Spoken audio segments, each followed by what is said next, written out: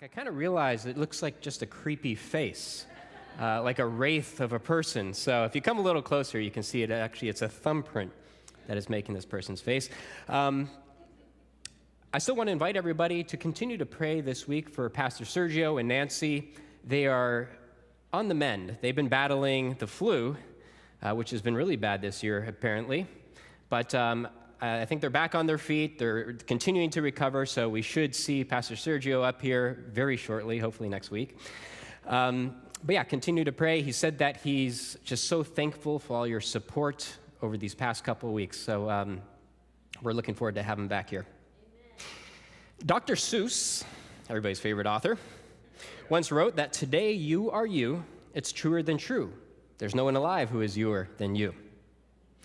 I think it's safe to say that there has never been, in recent memory, more discussion or confusion over the subject of personal identity than what we are seeing today. What does it mean to be you?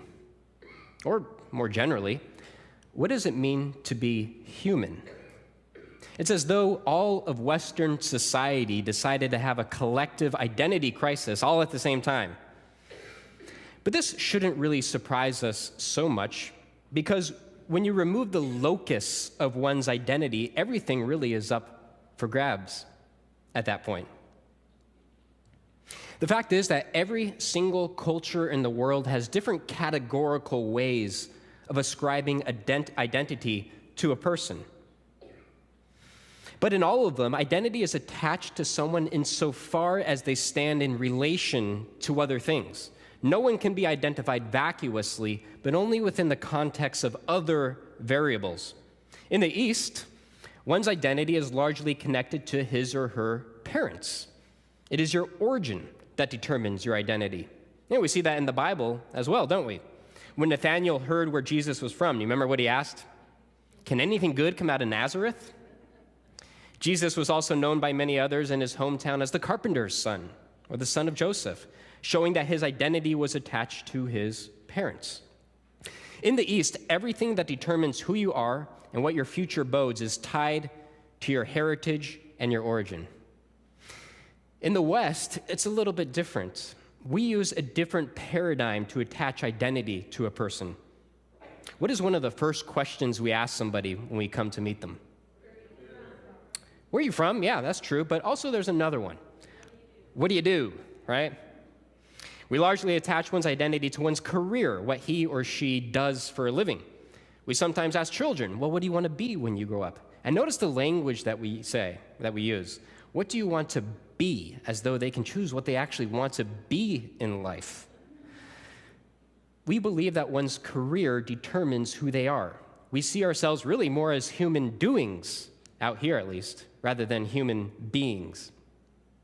In the 20th century, we saw a revolution in the way in which humanity sees itself, which led to this shaping of Western culture. And it's a movement or a philosophy called existentialism. Traditionally, it has been viewed that our essence precedes our existence. Our essence precedes our existence.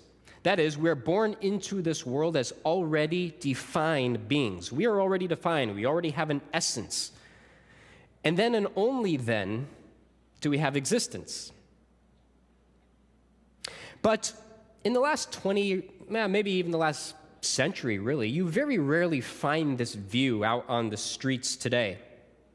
The sequence has actually been reversed, where first we exist, and then we have an essence. So our existence precedes our essence. No longer are we really creatures made in the image of God, but now we can decide what or who we are. Only after we've lived can we look back on our life and we can say, well, Jimmy was a tennis player, Kelly was a businesswoman, Alan was a doctor, Teresa was a mother. But to fit people into the confines of a predetermined definition or an essence, well, that's oppression, that's restriction, that's control. We choose for ourselves what we are. It is the ultimate form of liberation, they say. Human means whatever I say it means, because that's what it means to me. So humanity has long since been sinking into a pool of subjectivity You can say we're going through a sort of collective identity crisis at the moment. So how do we face this challenge today of bringing the gospel to a world that doubts its very essence, what it is? The gospel is for people. But how do we reach them if we can't even agree on what a person is? Well, I'm going to look at 3 texts from the Bible today, actually all coming from the book of Matthew. The Bible is actually well aware of this problem of identity, and it addresses it multiple times in multiple different ways. The first text I want to look at from Matthew will explore the connection between identity and purpose. The second text will address what I believe to be the most important question that a person can ask in this life, which is a pretty bold claim. But I think it's the most important question that a person can ask in this life. And the third text will bring these two together. It will show that from the answer to this important question will come the answer to the question, who am I? If you didn't follow that, that's okay. We'll go through it anyways. In Matthew 22, it says, "Then the Pharisees went out and planned together to entrap Jesus with his own words. They sent to him their disciples along with the Herodians, saying, 'Teacher, we know that you are truthful and teach the way of God in accordance with truth. You do not court anyone's favor because you show no partiality. Tell us then, what do you think? Is it right to pay taxes to Caesar or not?'"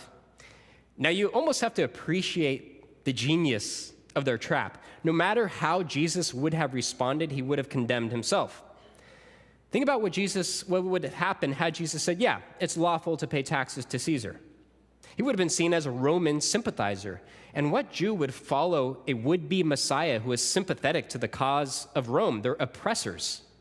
But had Jesus said that it is not lawful to pay taxes to Caesar, then this answer would have certainly reached the ears of the Roman governor, and he would have been guilty of sedition, and his ministry would have come to an abrupt end. So he was doomed no matter which way he would answer this question. But Jesus was far too wise for their trap. He goes on to say, "But Jesus realized their evil intentions and said, 'Hypocrites, why are you testing me?'" You know why they were a hypocrite, by the way? Because they had the coins in their possession that they were using to pay taxes to Caesar. It was in their pocket, as it says. "Show me the coin used for tax." They would have had to show him the coin, bring it out of their own pocket to show him. So they brought him a denarius. Jesus said to them, "Whose image is this and whose inscription?" They replied, "Caesar's." He said to them, "Then give to Caesar the things that are Caesar's, and give to God the things that are God's." Now when they heard this, they were stunned, and they left him and went away. So Jesus turns what may not be immediately apparent, but he turns a political question into a spiritual one. Perhaps a good lesson for all of us when we're at the dinner table with guests, huh? In pointing out that the coin, which was in the possession of the questioners, in pointing out that it bore the image of Caesar, Jesus said, "Okay, fine, it has his image on it, so give it back to Caesar." It's his anyways, as the image indicates. But Jesus wasn't merely addressing our tax obligations. As usual, there was a greater spiritual message embedded in this story. He didn't just say, "Give back to Caesar the things that are Caesar's," and just leave it at that. Notice he followed up the statement by saying, "Give to God the things that are God's." Now, had the questioner been sincere, he should have asked a follow-up question. He should have said, "Okay, I'll bite. What things belong to God?" You know what the answer would be? The answer would have been identical, that which bears God's image. You see, the coin was to be rendered back unto Caesar because it bore his image. We are to render ourselves to God because we bear God's image. So in this great illustration, Jesus shows us, one, what we are creatures made in the image of God, and two, what our purpose is, to render our lives or give ourselves back to God. Identity and purpose. Purpose follows from identity, and you cannot reverse the two. Purpose always follows from identity. If you don't know what a thing is, you're not going to know what a thing does. Anybody know what that does? Yeah. Well, if I tell you what it is, you'll know what it does, because the name tells you the purpose. It's a fuel filter. Now do you know what it does? It filters fuel. What about this one? Many of the ladies out there in the congregation know what it is. I just learned actually a few weeks ago what this thing is when Jen brought home this weird, strange contraption. It's a loom. You can make scarves or beanies. I think she made a beanie, right? Yeah. This one's for maybe those who are over the age of 20. You know what this does? It stores information. It's called a floppy disk. If you're under the age of 20, you have likely never used one of these. You know how much information this bad boy stores, by the way? About 1 megabyte. So you can get maybe a picture on a family trip on this thing, and that's about it. Okay, what about those under 20? What does this do? Or if you have kids, you also know what it is. A fidget spinner, which doesn't really tell you much. The funny thing about this is, I know what it is, I know what it does, but I still don't really understand its purpose. One of these strange fads that came onto the scene and then I think just quickly evaporated away.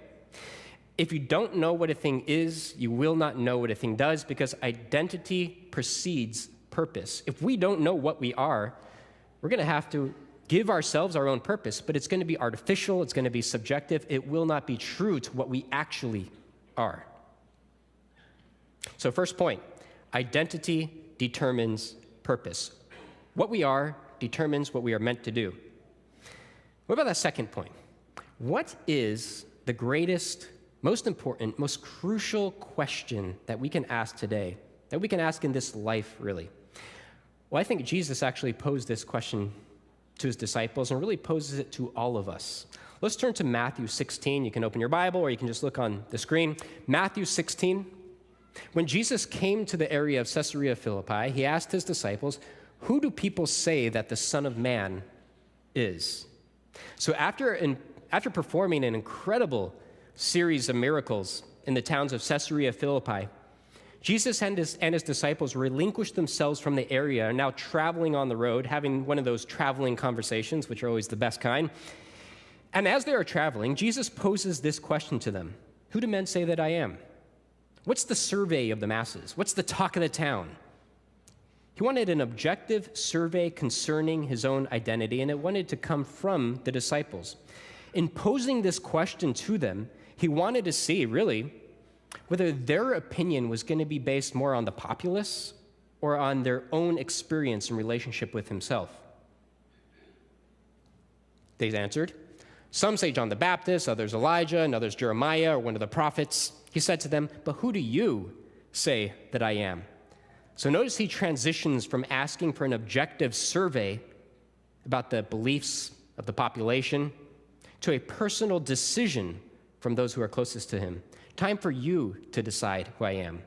And of course, who speaks up? No other than Peter. Simon Peter answered, "You are the Christ, the Son of the living God." And Jesus answered him, "You are blessed, Simon, son of Jonah, because flesh and blood did not reveal this to you, but my Father in heaven." I believe that this is the question of all questions. Who is Jesus? Once you've heard of Jesus, which most people from most nations now have heard, and you've heard of his gospel, this question becomes crucial. Have you made a decision concerning the identity of Jesus? And the answer to that question is life-changing no matter which way you answer. It may not even feel like it's life-changing, especially if you answer that Jesus was just some guy. But it is. It will change your life and will have eternal ramifications. Who is Jesus? Who is Jesus of Nazareth? During his short 3 years of public ministry, Jesus challenged his listeners to decide who he was. He challenged friends, he challenged his disciples, he challenged his family members, which had a variety of opinions about him. He challenged his enemies, he challenged Jews, he challenged Gentiles. Many believed he was the Messiah. Many people did not. And he continues to challenge readers today to decide who he was. All it takes really is a perusal through a Barnes & Noble bookstore to see that the opinions of Jesus are numerous and diverse. Jesus was a political zealot. Jesus was a cynic sage. Jesus was a socialist. Jesus was a Muslim. Jesus was an alien. I've actually met somebody who thought this. And I was thinking to myself, I was like, Jesus did say my kingdom is not of this world. but I don't think he meant what Jesus meant. Jesus was a myth. Jesus was a moral reformer. Jesus was an apocalyptic prophet. The list goes on and on and on. Just as an aside, by the way, you know where there was no disagreement about Jesus? The way in which people reacted to him. It's universal across the board. Whether it was an enemy, whether it was a friend, whether it was a disciple, the group of words used to describe the reaction to Jesus was always astonishment, amazement, and wonder. They can have all sorts of opinions about his identity, but they were still in wonder and amazement. Considering the unparalleled influence that Jesus of Nazareth has on this world, it's no surprise that people tend to believe that he was the person that they want him to believe. It must be the case, after all, that his values should match my own values if he's that special. And so my identity determines the identity of Jesus. We look down the deep well of history and we see in Jesus nothing more than a pale reflection of ourselves. We use Jesus to vindicate our own outlook on life and our own lifestyle and our own identity. Certainly, if Jesus is so great, then he must have been like me. But the truth is that Jesus does not easily fit into the mold of any kind of category that we could place him into. His life and words will burst whatever container we try to place him in.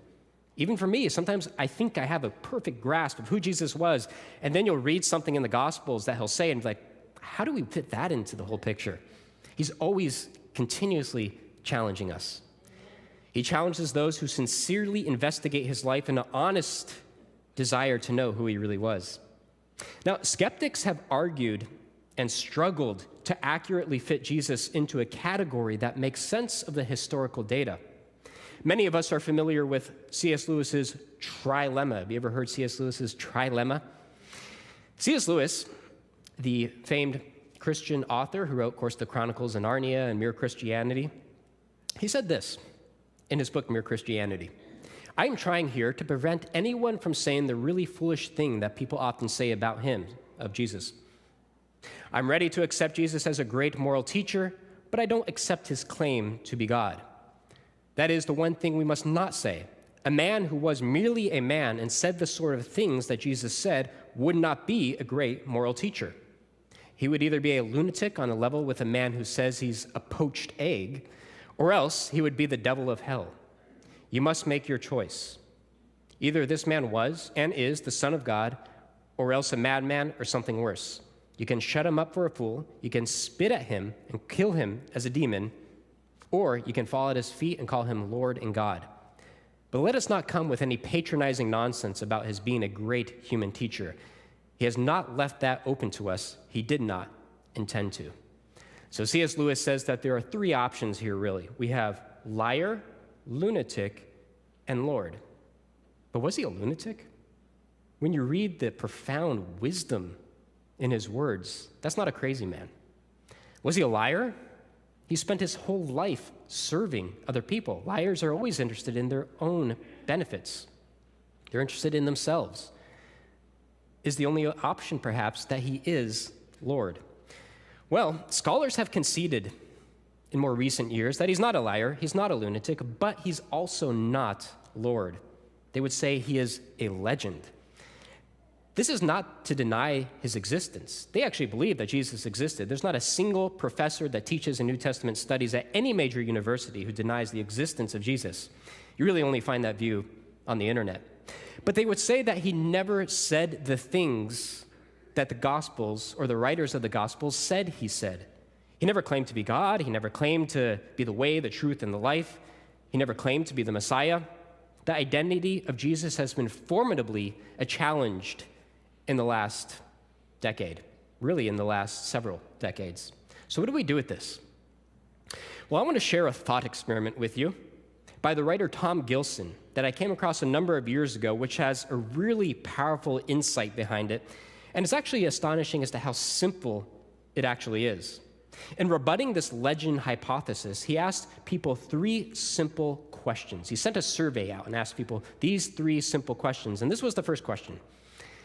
Who are the most powerful characters you can think of in all of human history and imagination apart from those in the Bible? And you can try and think through yourself what you believe are the most powerful characters in all of human history apart from the Bible. The most common answers he got back, and by the way, this includes literature, mythology, film, TV, comic books, it doesn't matter. And he defines power in this context as the ability to do and or obtain whatever one wants without constraint. The answers he got back ranged from Zeus to Genghis Khan to Alexander the Great to Stalin to Superman. The second question was similar. He asked, who in all of human history and imagination, again, outside of the Bible, are the most self-sacrificial, other-oriented, giving, and caring persons you can think of? The answers to this list were much smaller. He said the most common two answers were Mother Teresa and my mom. Two other answers he said, were Sir Galahad and Prince Mishkin, kind of more obscure answers. These are from one of Dostoevsky's novels. I think it's from the novel The Idiot.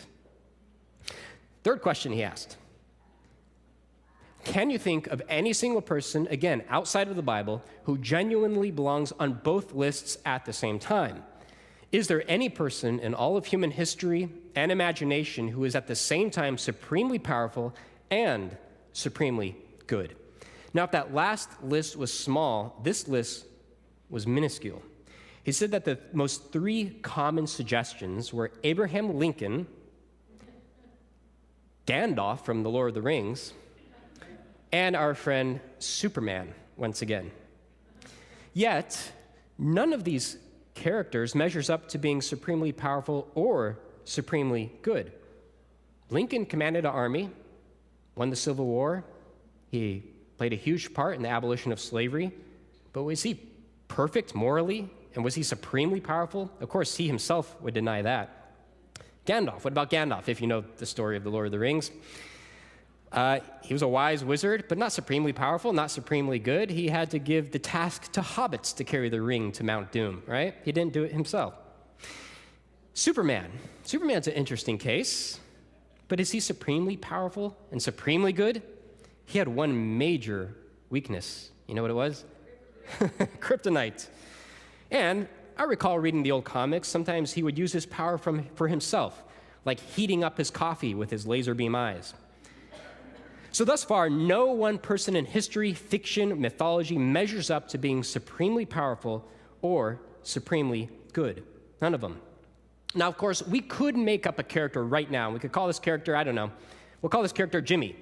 Jimmy is supremely powerful. Jimmy is supremely good. There, we did it. We just did what no other authors have done. But Tom Gilson says, not so fast. To flesh this character out, to make him real, to make him compelling, that's something that no author has ever done in the history of human literature. Whether they were unable to do so, or whether they chose not to do so, I don't know. But it remains that if any one author were to create such a character, it would have to be among the greatest literary geniuses of all time. Greater than Shakespeare, greater than Dostoevsky, greater than Homer. And it turns out there is only one character in all of literature that does measure up to being supremely powerful and supremely good. Jesus of Nazareth. So if Lord Acton's dictum is correct, that absolute power corrupts absolutely, then Jesus, the one person who possessed absolute power, actually turns this dictum on its head. So Tom Gilson says this, in short, the man portrayed in the Gospels as the eternal Savior of the world must necessarily be a towering figure, as much among literary characters as among historical figures. Jesus is that extraordinary. So what's the point of this thought experiment? If Jesus is a mere legend, if he never really said the things that the writers of the Gospels said he said, this would require us to believe that the writers of the Gospels, who are mostly poor, mostly uneducated, were the greatest literary geniuses that we have ever seen, geniuses of unprecedented caliber. But such a view just breaches the boundaries of credulity. The most probable explanation is much more simple. Jesus is who the Gospels claim him to be. The writers were not geniuses. They were simply recording the facts as they knew them. Now, is this a knockdown argument, a knockdown historical argument for the identity of Jesus? Perhaps not, but I think it's a compelling piece of evidence. The most reasonable supposition is that Jesus is who the writers of the Gospels claim him to be. He was who Peter claimed him to be, the Christ, the Son of the living God. So first point, identity determines purpose. Second point, Jesus is the messianic Son of God. You might be wondering, how are those two related? They just seem like two random points. Well, that's what this next one is for. Let's look at that third point. I want to turn to an interesting story. It's an account of a man who went through an intense period of struggle as he faced an issue concerning the identity of Jesus and how it related really to his own identity. And it's surprising that it happened to this man of all people. Do you ever have any doubts, any spiritual doubts at all? Maybe, do you ever have any doubts about whether Jesus really is the Son of God?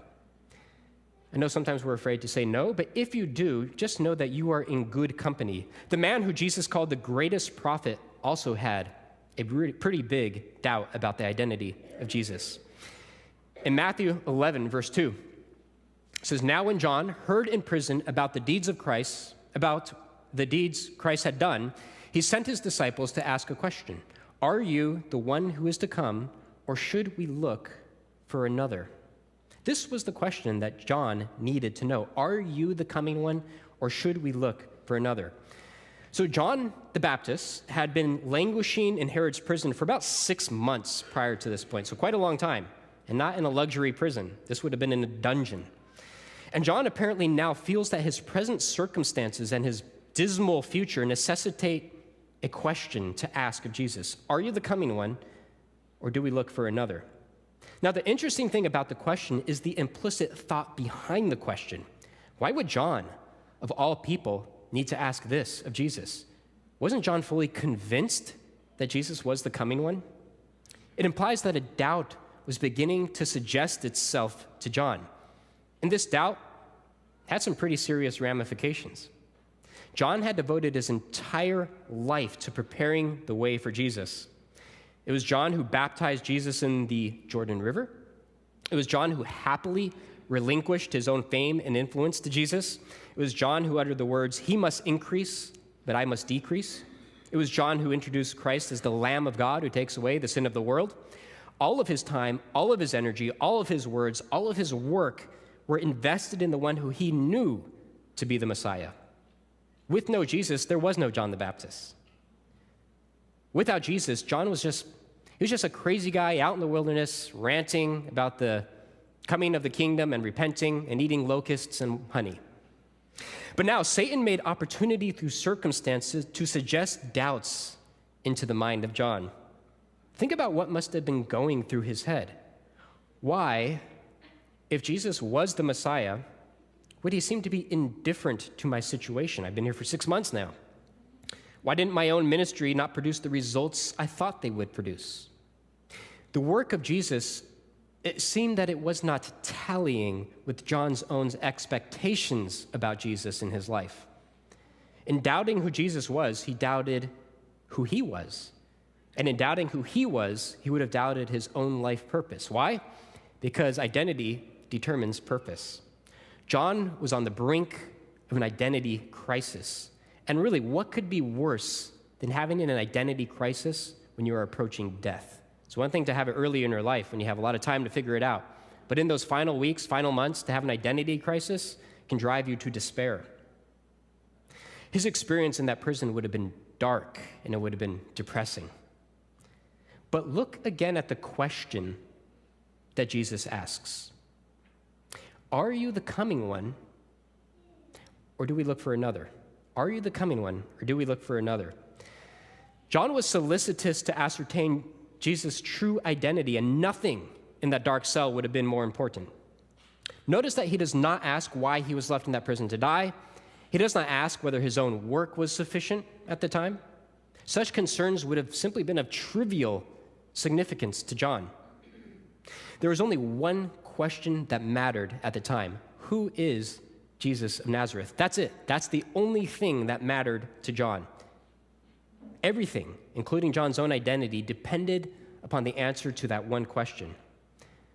I don't have the answer up here, but Jesus does answer John by sending his disciples back to him and says, basically, I'm the guy. He quotes a messianic prophecy, one that John would have been very familiar with, which answers in the affirmative. Don't worry, John, I am the Messiah. I am the coming one.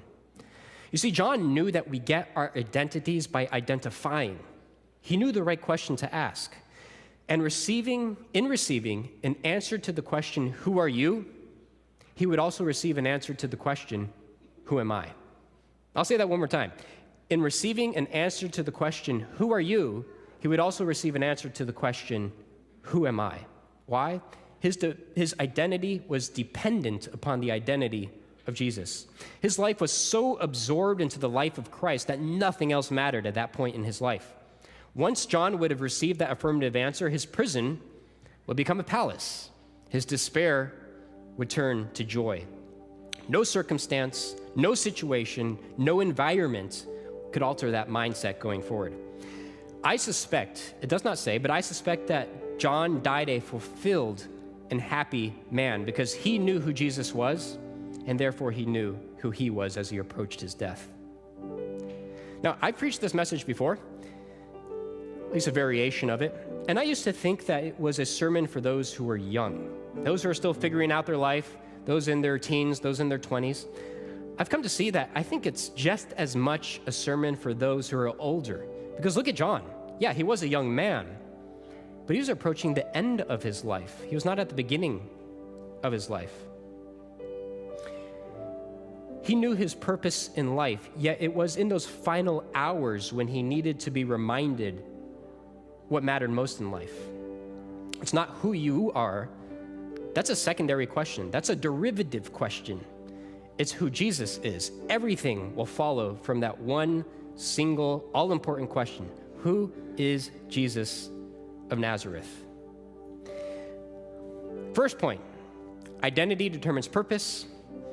Second point, Jesus is the Messianic Son of God. Third point, Jesus' identity determines your identity.